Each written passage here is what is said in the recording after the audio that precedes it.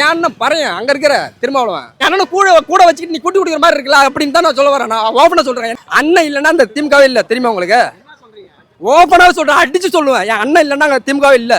எட்ட வேண்டியதாங்க திமுக திருமாவளவனா. என் அண்ணன் இல்லைன்னா திமுகவே இல்லைங்க. நான் படுற தேவடியா பையனை சொல்லி அடிச்சானுவான். அன்னைக்கு இந்த ஸ்டாலின் என்ன பண்ணாரு?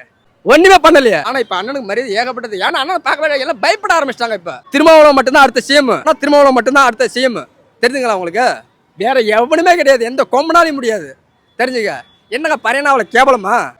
அண்ணால ஊறி போய் தான் வந்திருக்காரு. அண்ணனை பார்த்து ஊறி போய் வந்தாலும் அண்ணனுக்கு தனி மெஜாரிட்டி இருக்கு, தனி மெர்சல் இருக்கு. அவங்கள பார்த்து பயப்படுறவங்க எல்லா கட்சியுமே அண்ணனை பயப்படாத ஆளே கிடையாதுங்க. திருமாவளவனுக்கு பயப்படாத ஆளே கிடையாது.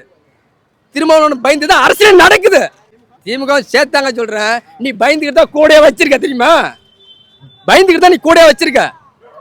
அண்ணனை பயந்துக்கிட்டு தான் வச்சிருக்க. அடுத்த சிஎம் வேணா இந்த திருமாவளவன் இல்லைன்னாக்கா என்ன கேள்வி கேளுங்க நீங்க.